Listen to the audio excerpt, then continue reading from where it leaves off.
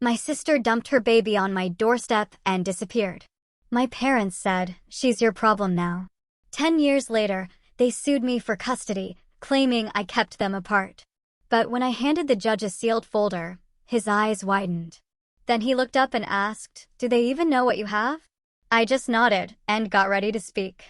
For 10 years, I poured every ounce of my being into raising my sister's abandoned baby, building a beautiful life for the child my own parents coldly called my burden. But nothing could have prepared me for the moment my sister resurfaced, not to reconnect, but to rip my daughter away, until I dropped a sealed folder in front of the judge, and his eyes widened with a chilling question. "Do they even know what you have?" You know, before Lily, my life was perfectly ordered. I was 24, a pediatric nurse at Memorial, just promoted to head nurse, and deep into a 2-year relationship with Mark, an architect. We were talking about moving in, hitting all those conventional milestones. Everything was on a carefully curated timeline, exactly as I'd planned it. I was so sure of what my future held. Then, one rainy Tuesday night in October, my perfectly structured world completely imploded. I just staggered home from a brutal 12-hour shift, shoes kicked off, glass of wine in hand, ready for some peace and quiet with my takeout. The doorbell rang around 9:30. I almost ignored it, thinking it was probably a mistaken delivery. But it rang again, more insistently this time, a persistent, chilling summons. Reluctantly, I got up. What waited on my welcome mat changed my life forever. A car seat, shielded by a thin blanket from the rain. My hands trembled as I pulled back that blanket. Inside, a tiny baby girl, maybe 3 months old, with rosy cheeks and a wisp of dark hair, exactly like my sister, Amanda. Tucked beside her was a folded note, written in Amanda's familiar script. "Her name is Lily. I cannot do this. Take care of her. I am sorry." 7 words. That was it. 7 words that shattered my future plans and reshaped my entire existence. I looked up and down the street, my heart pounding, but Amanda was gone. No car, no sign of her. I frantically dialed her cell, but it went straight to voicemail. Shaking, I brought Lily inside. She was sleeping peacefully, completely unaware that her own mother had just abandoned her on a stranger's doorstep, because at that moment, that's what I felt like. A stranger. My first desperate call after Amanda was to my parents. And their response? It still makes my stomach churn just thinking about it. "We told her not to have that baby," my mother said, her voice like ice. "She made her choice, and now she's running away." Typical Amanda. My panic was a rising tide. But what do? I pleaded.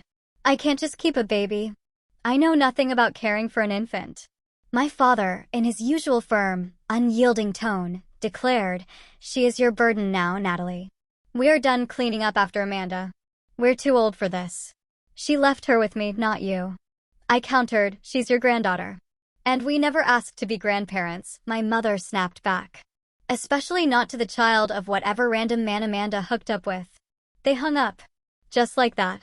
Refused to come over, refused to offer any help. I sat there on my couch, staring at this tiny, sleeping baby, completely overwhelmed.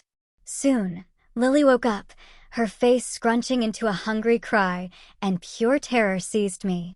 I had nothing for a baby. No formula, no diapers, absolutely nothing. I called Mark, hoping he'd be my lifeline. His reaction was almost as devastating as my parents. "A baby? Your sister just dumped her kid on you? That's insane, Natalie. You need to call social services." "I can't just call social services in the middle of the night." I argued, "She's my niece. Please, just go to the 24-hour store, get some formula and diapers." But he was adamant. "This is not our problem. This is exactly the kind of drama your sister always creates. Don't get pulled into it." I hung up, the line dead, the realization hitting me like a physical blow. I was utterly, completely alone. So, I carefully put Lily back in her car seat, and in my work scrubs, still shaking, I drove to the nearest 24-hour supermarket. I wandered the baby aisles, a frantic ghost, Googling what formula for 3-month-old and diaper-size infant. A kind, elderly woman working the night shift found me, her eyes full of concern as I stammered out that I was suddenly caring for my niece. She helped me gather the absolute essentials. That first night was a blur of crying, temperature checks, and endless diaper changes. The next morning, I called work, requesting emergency family leave, something I'd never done in 5 years as a registered nurse. My supervisor, knowing my impeccable record, granted me 2 weeks without question. I filed a police report, but the officers weren't particularly concerned. No crime, they said, in a mother leaving her child with a family member. Amanda wasn't missing, she'd simply chosen to leave. They took my information but warned me not to expect much. I also spoke to a family lawyer who explained I'd need to file for temporary guardianship, a process that would take precious time and money I barely had. Those first few days were an absolute blur, a thick fog of contradictory emotions. One moment, I was absolutely furious at Amanda for putting me in this impossible position, for abandoning her own child, for just vanishing without a single proper explanation. But then, I'd look at Lily, at her tiny, perfect fingers, her trusting, innocent eyes, and all that anger would just melt away, replaced by this overwhelming, protective love. She was so innocent in all this, completely dependent on me, on someone, to care for her. That very first night, I rigged up a makeshift crib from a dresser drawer, lined it with soft blankets, and slept on the couch right beside her. I woke every few hours to her hungry cries, fumbling through the darkness. As I fed her, rocking her gently, watching her tiny face relax in contentment, I whispered a promise that I knew, deep in my soul, I would keep for the next decade and beyond. "I don't know what happened with your mom, sweetie," I murmured, "but I'm here now. I will figure this out. You're safe with me." Within 2 weeks, it became painfully clear that Amanda wasn't coming back. I had to make huge, life-altering changes to accommodate Lily. My one-bedroom apartment was too small. I found a 2-bedroom place closer to the hospital, stretching my budget to its absolute breaking point. Moving costs, baby furniture, reduced work hours, my savings were decimated. But I was fiercely determined to create stability for Lily. Becoming an instant mom was nothing like I'd ever imagined parenthood would be. There was no time to prepare, no baby books, no Pinterest-perfect nursery. I learned through pure, desperate necessity, often calling the pediatric nurses I worked with for advice when Lily had a fever or just wouldn't stop crying.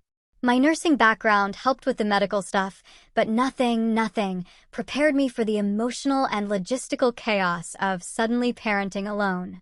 Work became a complicated balancing act. I cut my hours to 30 a week and switched almost entirely to day shifts, arranging childcare with a wonderful woman named Gloria, who ran a small daycare from her home. The career advancement I'd been working toward for years? Indefinitely put on hold. My supervisor was understanding, but she made it clear my track to management would be delayed by my new circumstances. And the legal process to become Lily's temporary guardian? It was extensive, expensive, and utterly exhausting. I spent hours filling out paperwork, meeting with court-appointed evaluators, attending hearings. Without Amanda there to formally transfer custody, everything took twice as long. I was fingerprinted. My home was inspected. My entire life was scrutinized, every detail laid bare, just to prove I was fit to care for my own niece. While all this was happening, my relationship with Mark crumbled rapidly. What started as his reluctance to help morphed into outright resentment about our changed dynamic. "I didn't sign up to date a single mom," he actually said during one of our increasingly frequent arguments. "We had plans, Natalie. Travel, buying a house, building our careers. How does any of that happen now?" "Life happens," I told him, my voice flat. "Plans change." What was I supposed to do? Put her in foster care. "Maybe that would have been better for everyone," he muttered. That was it. That was the end. I packed up the few things he kept at my apartment and told him not to contact me again. Losing him hurt, but nowhere near as much as his casual suggestion that I should have abandoned Lily to the system. His true character had revealed itself, and I was better off knowing sooner rather than later. My parents made rare appearances during that first year, always brief, always critical. My mother would walk in, her gaze sweeping my apartment with thinly veiled disapproval, making comments about how tired I looked or how cluttered the space was. She'd hold Lily awkwardly, as if the baby might break, never offering to change a diaper or give her a bottle. "You're letting her cry too much," she'd say, "but I suppose you don't know any better." My father rarely engaged with Lily at all, keeping his distance, physically and emotionally. He'd stand in the doorway, arms crossed, watching as if the whole scene was a disaster he was being forced to witness. "Has anyone heard from Amanda?" he'd ask, his voice tight with anger. It was the only time he showed any real emotion about the situation. "If I had heard from Amanda, you would be the first to know," I'd reply, knowing it was a lie. My parents had made their position clear that rainy night Lily arrived. They had written off both their daughters and their granddaughter in one cold phone call. Thankfully, I found support elsewhere. My coworkers, these incredible women, organized a baby shower a month after Lily arrived, gifting me essential items and hand-me-downs from their own children. My next-door neighbor, Mrs. Santiago, became a surrogate grandmother, offering to watch Lily when I needed to run errands, teaching me her secret technique for soothing colicky babies. Around month 3, with money I couldn't really spare, I hired a private investigator. He managed to track down information suggesting Amanda had traveled to California. There were records of her working at a restaurant in San Diego for a few weeks, but then the trail went cold again. It was both a relief and a heartbreak to know she was alive, but still choosing to stay away. Despite the chaos of that first year, Lily thrived. She rolled over, sat up, crawled, and spoke her first word, Nana, which quickly became her special name for me. Each milestone was celebrated with photos and videos, carefully stored for a future where she might want to know about her early life. I created a memory box where I kept these mementos, along with the few items she'd arrived with, including Amanda's note. Lily's first birthday was nothing like the elaborate parties my friends threw for their children. We couldn't afford a fancy celebration, but I invited the small circle of people who had supported us through that difficult year. Mrs. Santiago made a beautiful cake, a friend from work brought balloons, and Lily smashed frosting all over her face while everyone cheered. My parents declined to attend, claiming a prior commitment. As I tucked Lily into bed that night, now in a proper crib in her own room, decorated with second-hand furniture and wall decals I'd found on sale, I realized something profound. Despite all the hardship, stress, and sacrifice, I could no longer imagine my life without her. In just 1 year, this child who had arrived as a responsibility had become the absolute center of my world. I wasn't just caring for her out of obligation anymore. I loved her fiercely, completely, as if she had been mine from the very beginning. "Happy birthday, sweet girl," I whispered, kissing her forehead. We made it through our first year together. Here's to many more. 5 years passed in the blink of an eye. Lily started kindergarten, a milestone that filled me with equal parts pride and a pang of nostalgia for her baby days.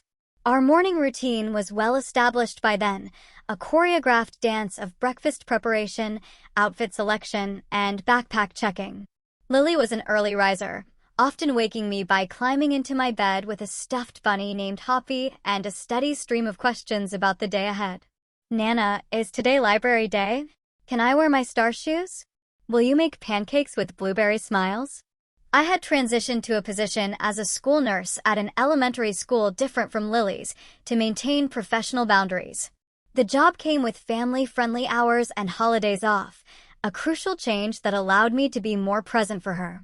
My career ambitions had shifted dramatically, from climbing the hospital hierarchy to simply finding stability and balance for our little family of 2.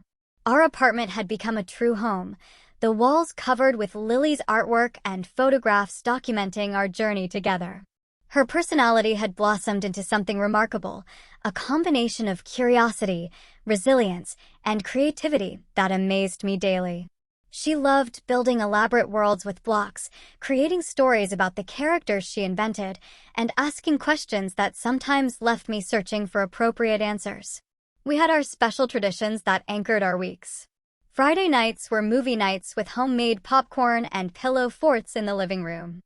Sunday mornings meant visits to the local park where Lily had favorite climbing structures, and I had a bench where I could watch her play while chatting with other regular parents.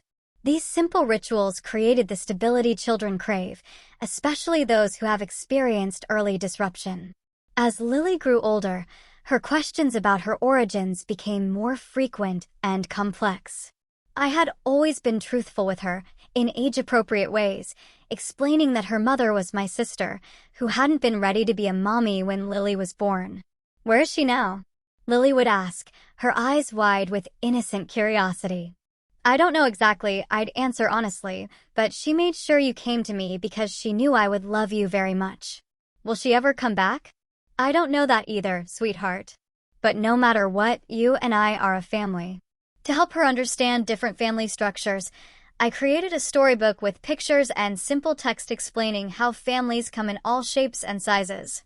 Some kids live with grandparents, some with 2 moms or 2 dads, some with just 1 parent, and some, like Lily, with an aunt who loves them more than anything in the world. My parents maintain their distance, visiting perhaps 3 or 4 times a year, always with that same tension and criticism. My mother would bring gifts that were often inappropriate for Lily's age or interests, demonstrating how little she paid attention to who her granddaughter actually was. "She should be in ballet by now," my mother would comment, bringing yet another tutu for a child who preferred dinosaurs and building blocks. "All the girls in the neighborhood are taking lessons." My father remained emotionally unavailable, asking surface-level questions about Lily's schooling, but never engaging in play or meaningful conversation with her. His anger at Amanda seemed to have calcified into a general coldness toward all of us. Lily, sensitive and perceptive, would become quieter during their visits, her natural exuberance dimmed by their lack of warmth. My personal life remained largely on hold during these years. Dating as a single mother was complicated enough, but dating as someone in my unique situation seemed nearly impossible. The few men I met who seemed promising would inevitably pull back when they understood the full picture of my commitment to Lily. I chose to focus on her needs rather than pursue relationships that might bring more instability into our lives. Our support network continued to grow, though. I joined a single parents group that met monthly, finding solidarity and friendship with others navigating similar challenges. Lily formed close bonds with the children of my friends from work, creating a chosen family that celebrated holidays and milestones with us. Financial stability remained a constant struggle. I took on a second job doing telehealth nursing consultations 2 evenings a week after Lily was asleep to build a college fund for her future.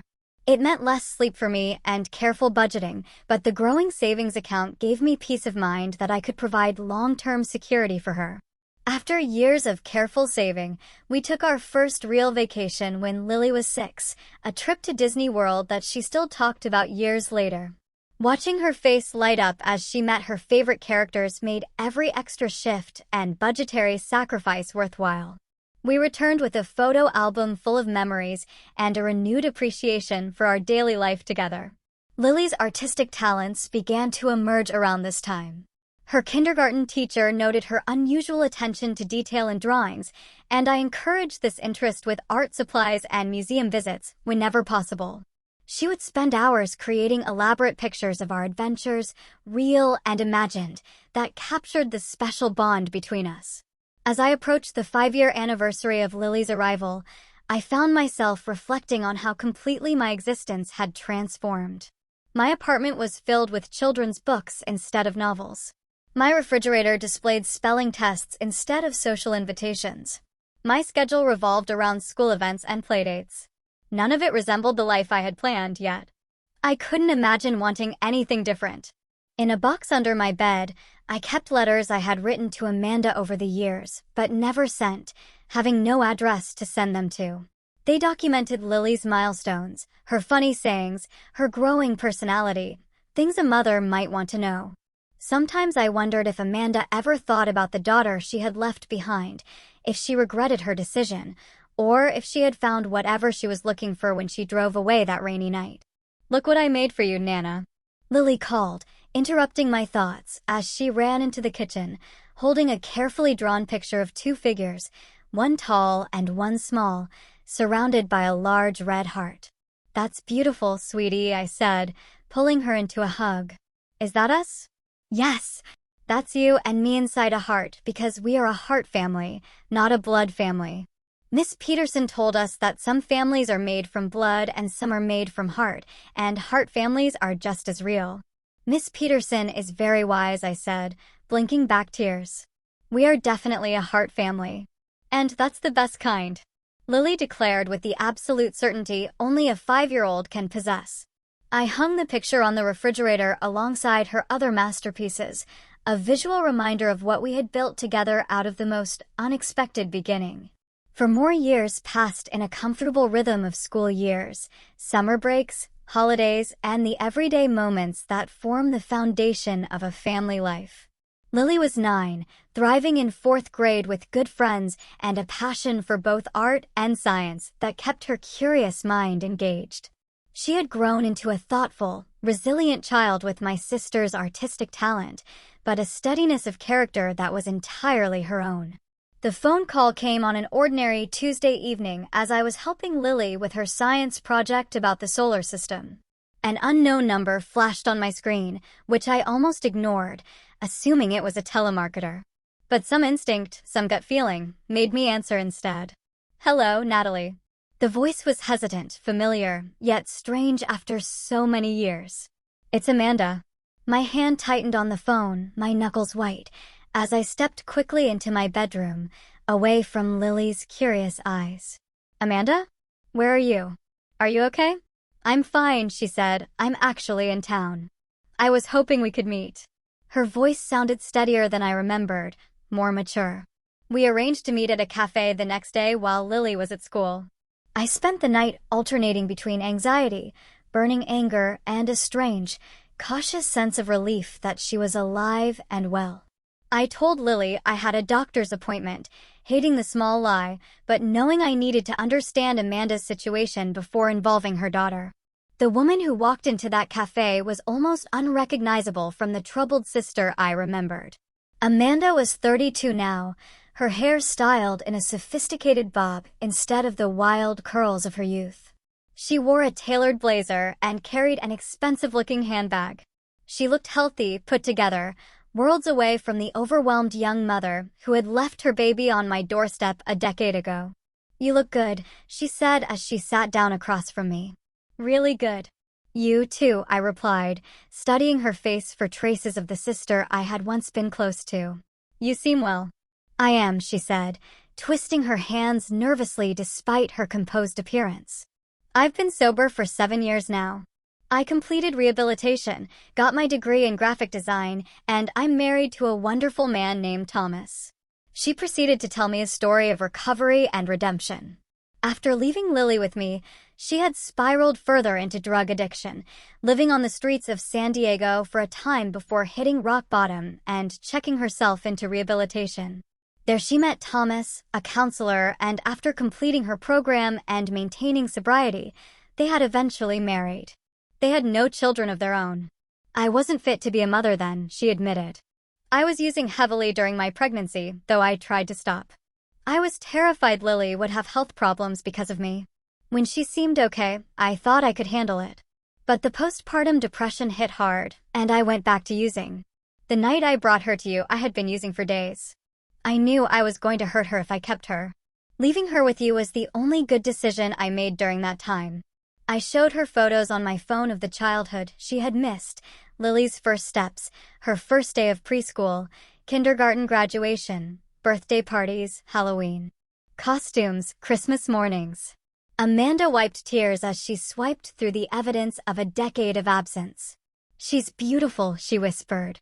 "So beautiful and clearly happy. You've done an amazing job, Natalie."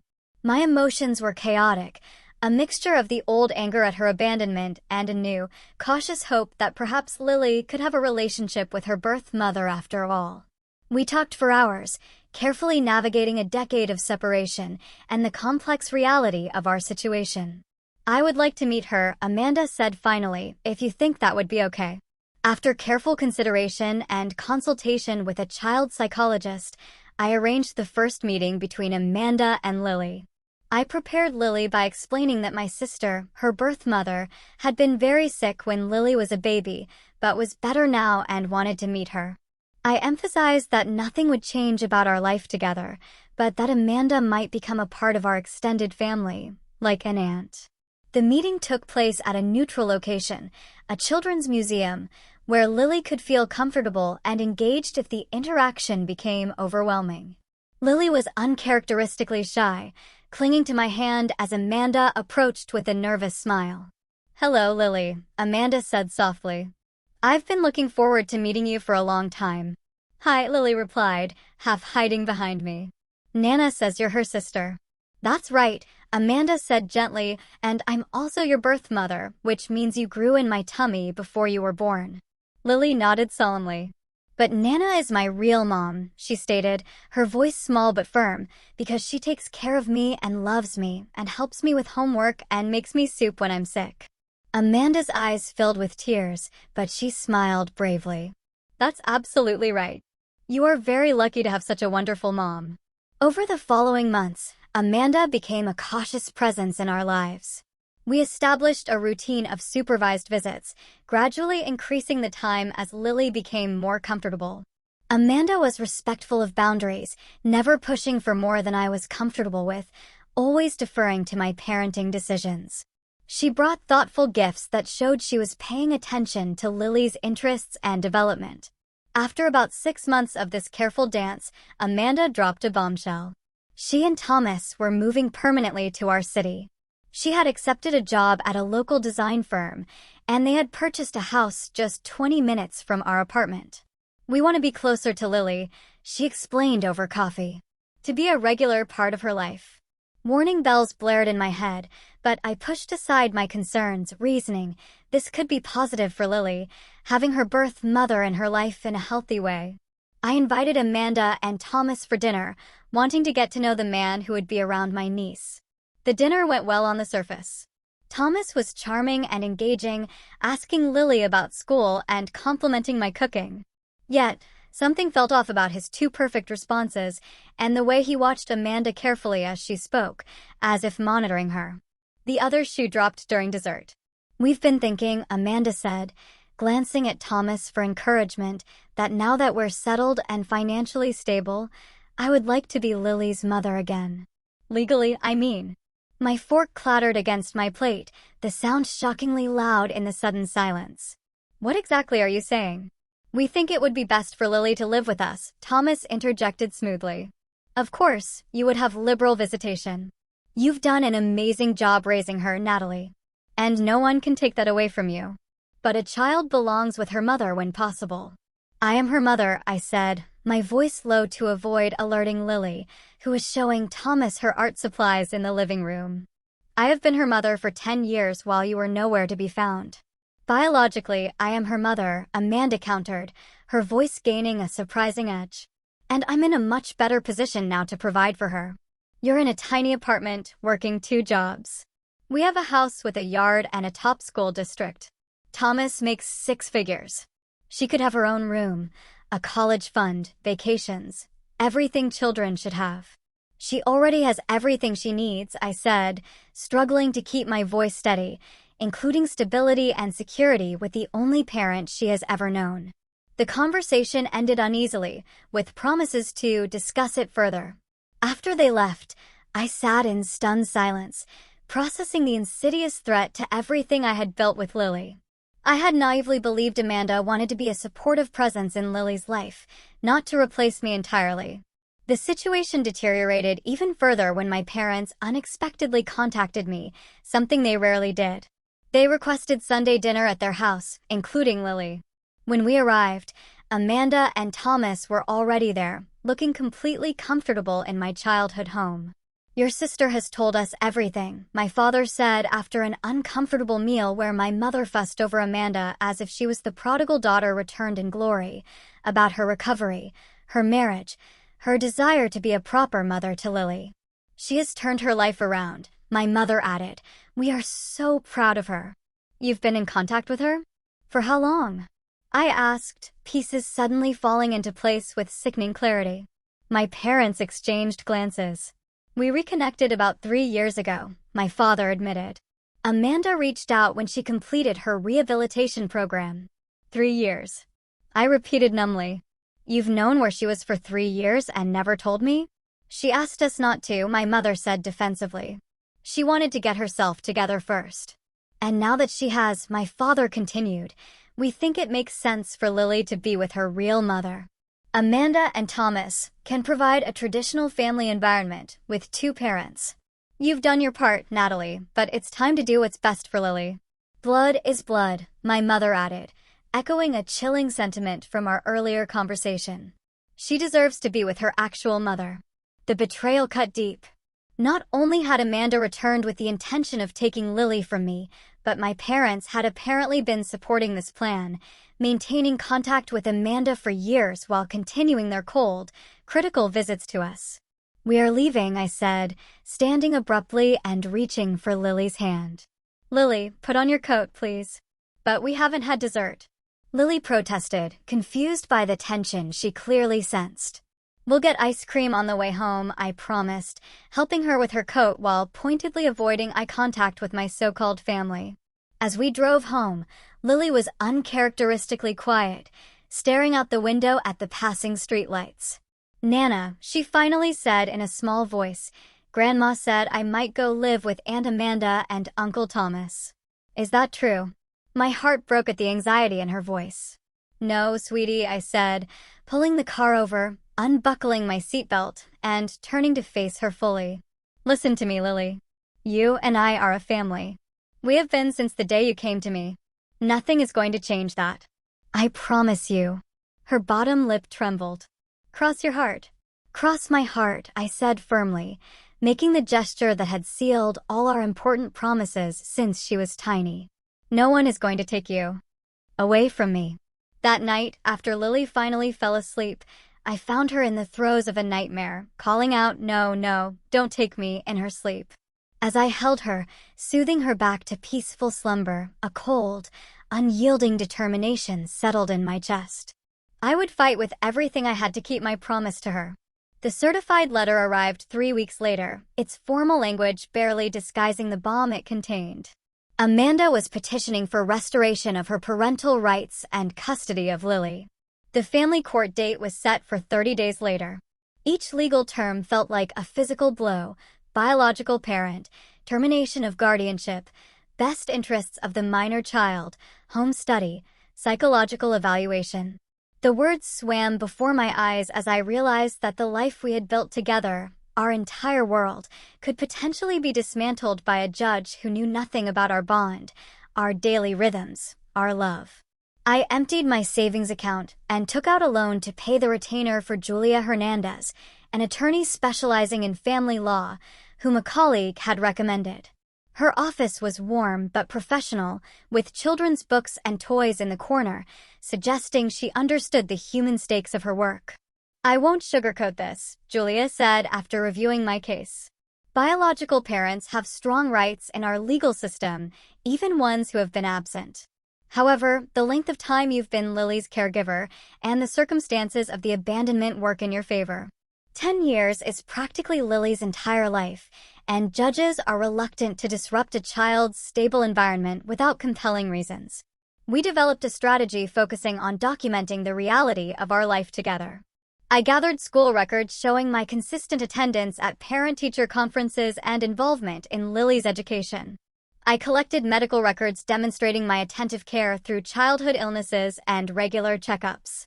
I requested letters from Lily's teachers, our neighbors, and friends who could attest to the loving home we had created. When the initial legal documents from Amanda's attorney arrived, I discovered something that sent me reeling. My parents had provided affidavits supporting Amanda's petition, making claims that stunned me with their sheer dishonesty. According to my mother's statement, I had manipulated the temporary situation to alienate Lily from her biological mother and extended family. My father claimed I had refused numerous requests for family visitation and deliberately kept Lily separate from family traditions and gatherings. Both portrayed Amanda as a young mother who had made a mistake and deserved a second chance with her daughter. This is completely false. I told Julia, my hands shaking as I set down the papers. They visited only when it suited them, showed minimal interest in Lily, and were critical of me at every turn. They knew where Amanda was for years and never told me. Now they're painting me as some kind of villain who stole her child. Family custody battles often bring out the worst in people, Julia said gently. The good news is that these statements can be refuted. We can document the actual frequency of their visits and communication. Do you have text messages, emails, or other records of your interactions with your parents over the years? I did. I had saved emails and texts out of a habit born from dealing with their unpredictable behavior, documenting canceled visits and critical comments. I had never imagined they would become evidence in a custody battle. The stress began to affect Lily. She started having trouble sleeping, became clingy before school, and her normally excellent grades began to slip. Her teacher called to report that Lily had burst into tears during class when another child talked about moving to a new house.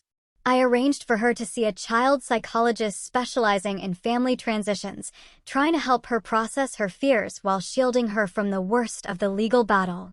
Lily exhibits significant anxiety about potential separation from her primary caregiver, the psychologist reported. She associates her birth mother and that side of the family with insecurity and fear of abandonment. Forcing a custody change at this point could result in significant emotional trauma. I rehired the private investigator who had helped me years before, asking him to look into Amanda and Thomas's claims about their stable, perfect life.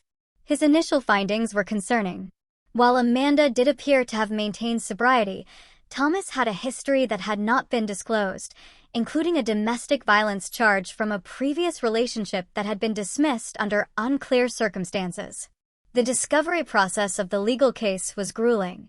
Amanda's attorney requested extensive documentation of my finances, work history, and even my dating life, attempting to paint me as too busy, too poor, or too distracted to properly care for Lily. Each demand felt like an invasion, forcing me to justify the life we had built together to strangers who knew nothing about our daily happiness. Explaining the court case to Lily was one of the hardest conversations of my life. I had promised her she would stay with me, and now I had to prepare her for the possibility, however remote, that a judge might decide otherwise. The judge has to listen to everyone and make a decision about what's best for you, I explained, sitting with her on the edge of her bed. Aunt Amanda wants you to live with her and Uncle Thomas, and I want you to continue living with me. The judge will decide. But I want to stay with you, Lily said, her eyes filling with tears. Why does a judge get to choose my mom? I already chose you. I know, sweetheart, I said, pulling her close. And I chose you too. We are going to tell the judge that. And I will do everything I can to make sure we stay together. Will I have to talk to the judge? She asked, fear evident in her voice. Maybe, I answered honestly. But if you do, I'll be right there with you, and you just have to tell the truth about how you feel. I'm scared, she whispered. Me too, I admitted. But being scared is okay. Sometimes we'll be scared together, and we'll get through this together, just like we've gotten through everything else. As the court date approached, I tried to maintain as much normalcy as possible for Lily's sake. We kept our Friday movie nights and Sunday park visits. I helped with homework, attended her art show at school, and pretended everything was fine while my insides twisted with anxiety about our future. The timing of Amanda's return after exactly 10 years seemed suspicious, a detail that nagged at me. I mentioned it to the private investigator during one of our updates. That does seem convenient, he agreed. Let me look into whether anything changes legally at the 10-year mark. 2 days later, he called with urgency in his voice. We need to meet. I've found something significant. He arrived at my apartment with a folder of documents, waiting until Lily was engrossed in a television show before spreading them on my kitchen table. Your sister's husband has been systematically searching for your niece's biological father, he explained, pointing to social media searches and database inquiries.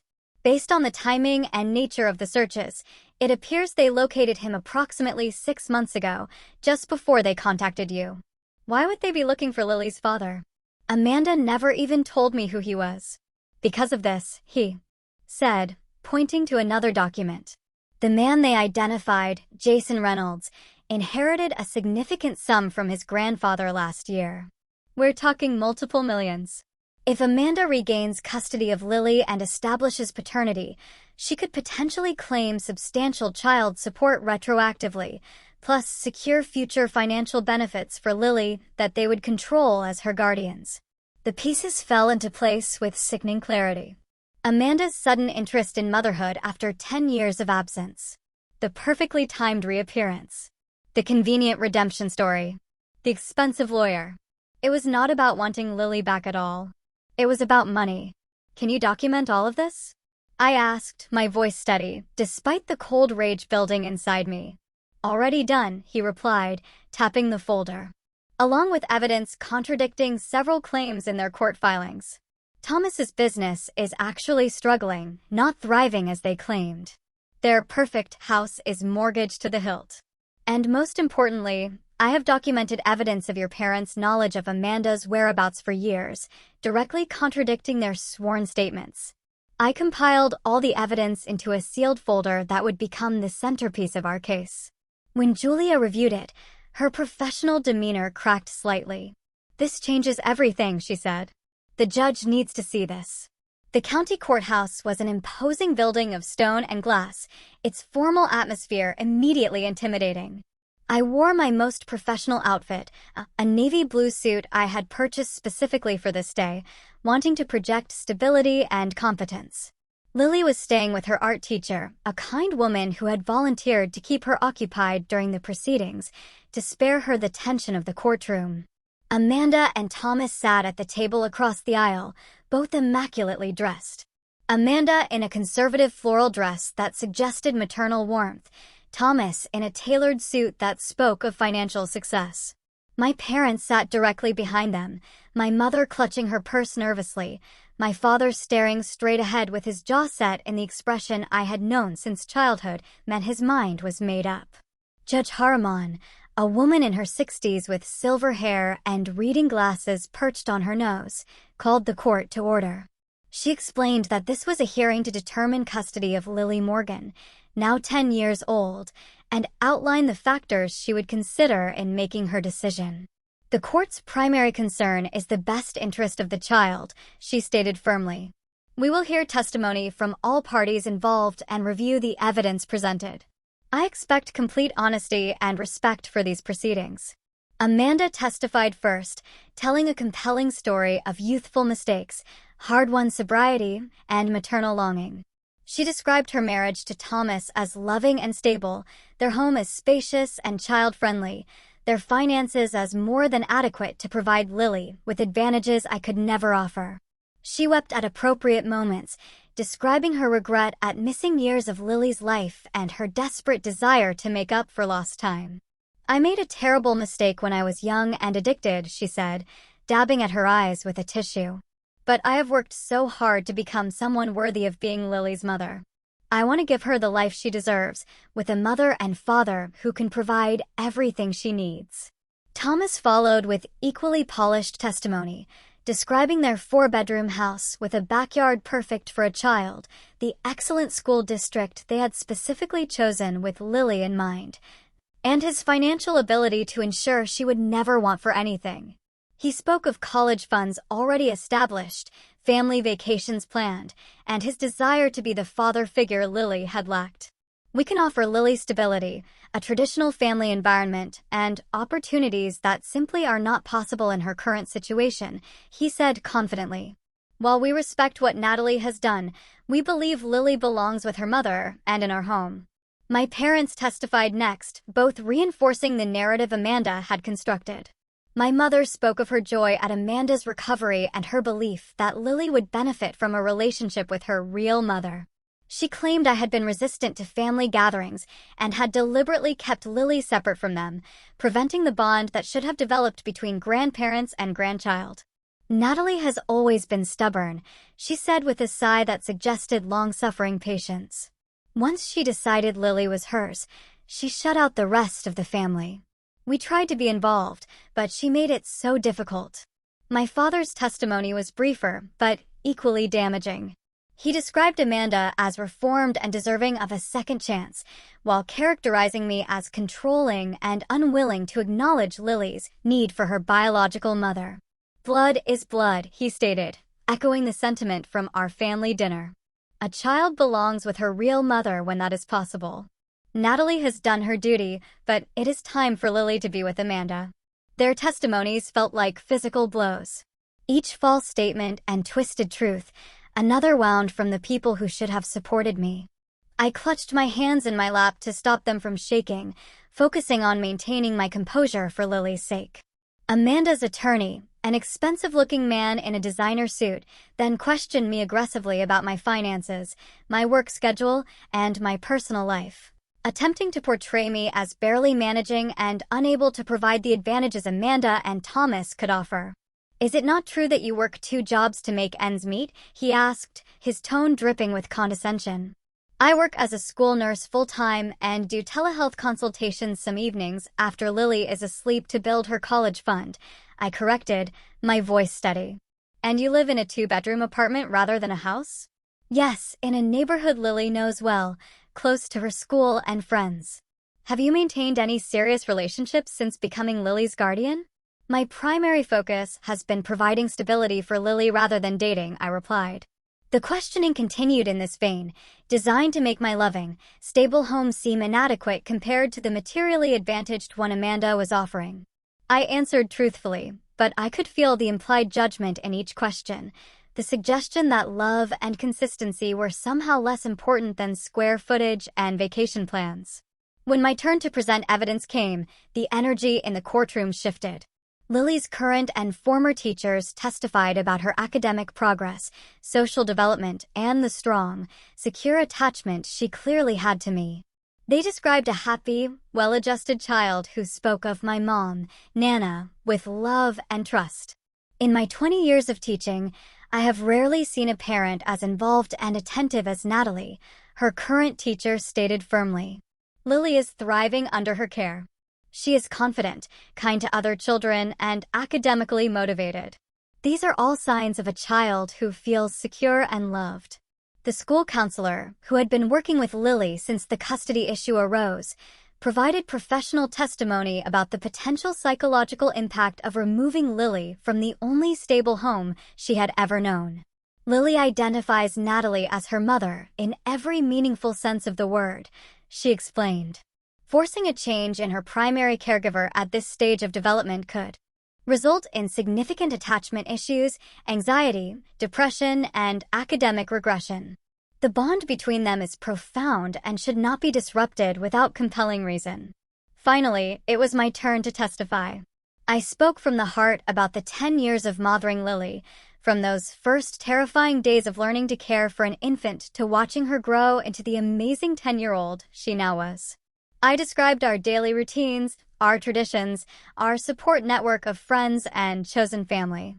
I explained how I had always kept the door open for Amanda to be part of Lily's life, saving mementos and speaking of her birth mother in positive terms despite her absence. "I have loved Lily as my own from the moment she came into my life," I concluded, my voice steady despite the raw emotion behind my words. "Not because she is my biological child, but because she is my child in every way that matters. I have been there for every fever, every nightmare, every school project, every scraped knee, and every triumph. I am not perfect, and I cannot offer her the material advantages that Amanda and Thomas claim they can. But I can offer her the security of knowing she is loved unconditionally by the parent who chose to be there every single day of her life." Then came the moment we had prepared for. Julia presented the sealed folder of evidence to the judge, requesting it be entered into the record. As Judge Haraman reviewed the contents, her expression changed from professional neutrality to visible concern. She looked up sharply, first at Amanda and Thomas, then at my parents. "Counsel approached the bench," she said. After a brief, intense discussion with the attorneys, she turned to Amanda. "Miss Morgan, are you aware of the contents of this folder?" Amanda shook her head, looking confused. "No, Your Honor. It contains evidence directly contradicting several key claims in your petition," the judge continued, her voice cutting through the suddenly silent courtroom, including documentation that your husband has been actively searching for Lily's biological father, who recently came into a substantial inheritance. A murmur ran through the courtroom. Amanda's face paled as she turned to look at Thomas, whose expression had hardened into something ugly. Furthermore, the judge continued, there is evidence that Mr. and Mrs. Parker, she nodded toward my parents, have been in regular contact with you for approximately 3 years, directly contradicting their sworn testimony that they were unaware of your whereabouts until recently. My father shifted uncomfortably in his seat. My mother stared fixedly at her hands. Finally, there are social media posts and private messages suggesting financial motives for this custody petition, rather than the concern for Lily's well-being that has been presented to this court. The judge turned her gaze directly to my parents. Mr. and Mrs. Parker, did you knowingly provide false testimony to this court regarding your knowledge of your daughter Amanda's whereabouts? My father cleared his throat. We were trying to protect her privacy during her recovery, Your Honor. That is not what I asked, Judge Harriman said sharply, her voice brooking no argument. Did you knowingly make false statements under oath? We may have misremembered some details, my mother offered weakly. Perjury is a serious offense, the judge reminded them, before turning to Amanda. Miss Morgan, were you aware that your husband was searching for Lily's biological father for potential financial gain? Amanda's composure cracked completely. Thomas handled the legal aspects. He said it would strengthen our case to have the biological father's information. And did he mention the inheritance? The judge pressed. Not specifically, Amanda said, but her avoiding gaze suggested otherwise. Thomas leaned forward. Your Honor, if I may explain, Mr. Richards, I suggest you confer with your attorney before speaking further, Judge Harriman advised, her voice chilling. The evidence suggests potential legal issues beyond the scope of this custody hearing. The courtroom atmosphere had transformed completely. What had begun as Amanda's carefully orchestrated performance had unraveled into exposed lies and questionable motives. Judge Harriman called a brief recess to review the evidence more thoroughly, leaving both parties to sit in tense, agonizing silence. When court resumed, the judge's expression was grave. Having reviewed the evidence and testimony presented today, I find several disturbing elements in the petitioner's case. What appears on the surface to be a mother seeking to reunite with her child seems, upon closer examination, to be motivated at least in part by financial considerations related to the biological father's recent inheritance. She continued, addressing Amanda directly. Miss Morgan, while I believe you may have genuine feelings for your daughter, the timing and circumstances of your petition raise significant concerns about your motivations and judgment. The evidence suggests you have misrepresented several key facts to this court. Turning to me, her expression softened slightly. Miss Parker, the evidence clearly shows you have provided a loving, stable home for Lily throughout her life. The testimony of educational professionals and the documentation of your consistent care are compelling evidence of your commitment to her well-being. With a final look at her notes, Judge Harriman delivered her ruling. It is the finding of this court that the best interests of the minor child, Lily Morgan, are served by maintaining her current living situation with her aunt and legal guardian, Natalie Parker.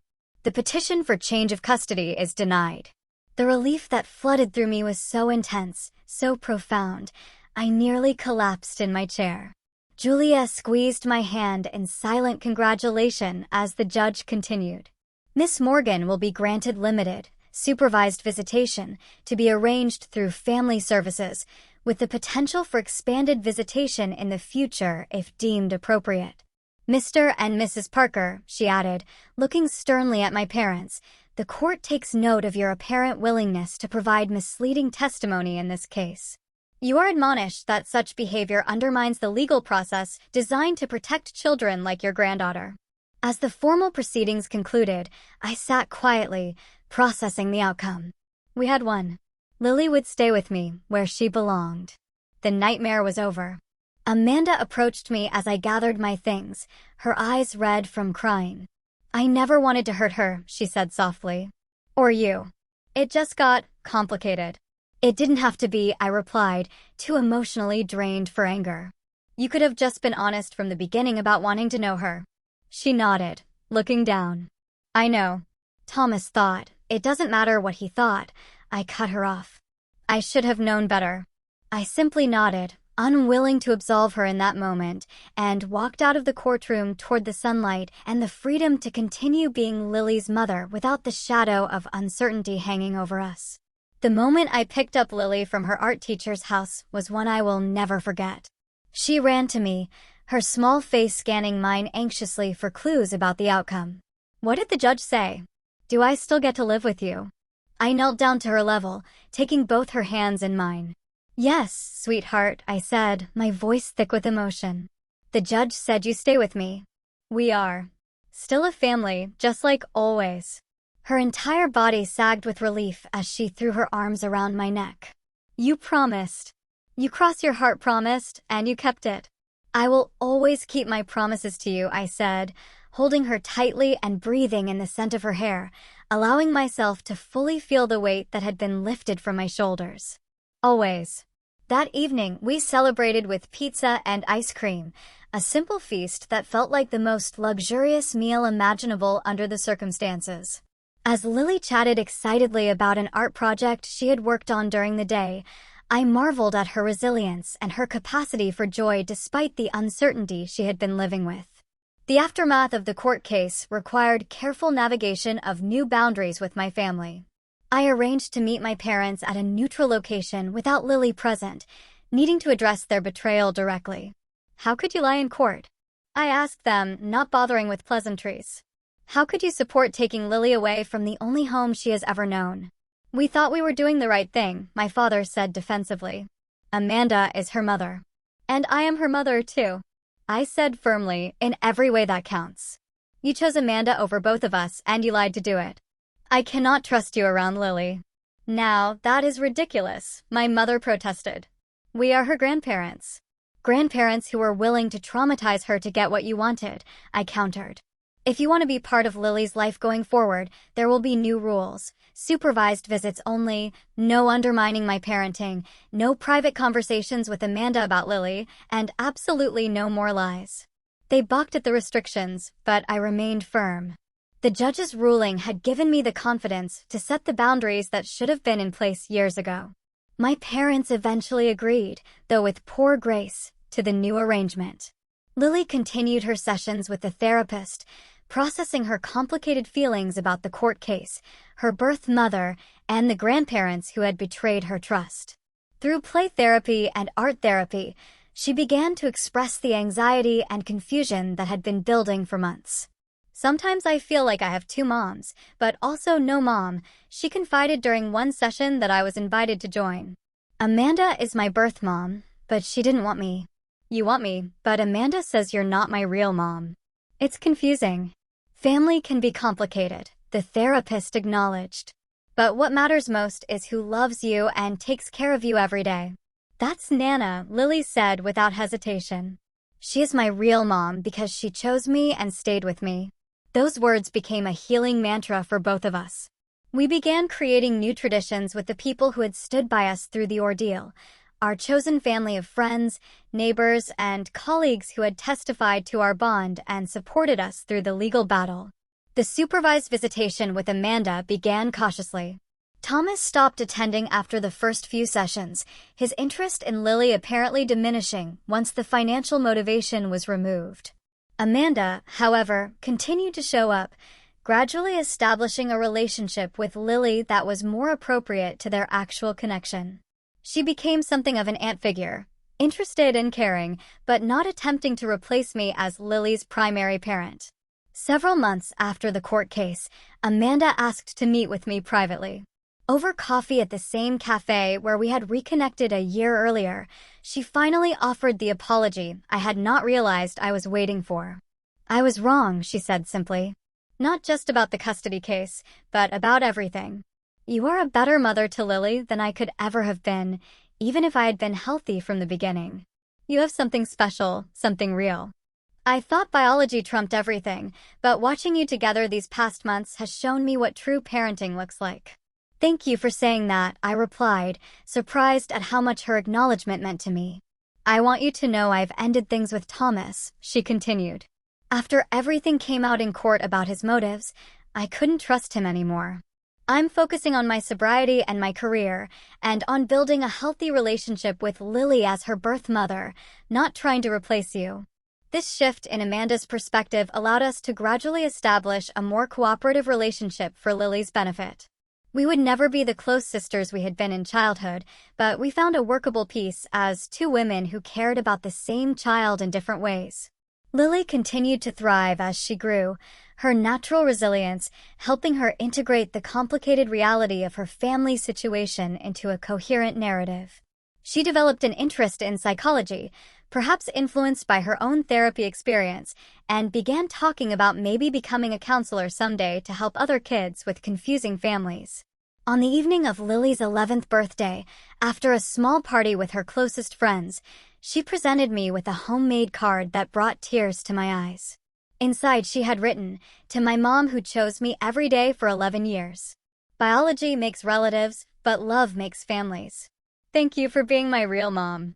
Looking back on our journey, from that rainy night when a 3-month-old baby appeared on my doorstep to the confident 11-year-old standing before me, I realized that the unexpected detour my life had taken had led me to exactly where I was meant to be. I had not planned to become a mother at 24. Certainly not to my sister's abandoned child. But that unplanned beginning had given me the greatest gift of my life. The definition of family I had grown up with, the one my parents still clung to, based on blood and obligation, had been replaced by a richer understanding. Family was not just who you were born to, but who you chose to love, and who chose to love you back, day after day, through challenges and joys alike. As Lily and I sat on our small balcony that evening, watching the sunset and talking about her dreams for the coming year, I felt a sense of peace that had been missing during the turmoil of the custody battle. We had weathered the storm together and emerged stronger, our bond tested and proven unbreakable. "Nana," Lily said thoughtfully, "do you ever wonder what would have happened if Mom had not left me with you that night?" "Sometimes," I admitted, "but then I think about all we would have missed, and I am grateful things happened exactly as they did." She nodded, leaning her head against my shoulder. "Me too.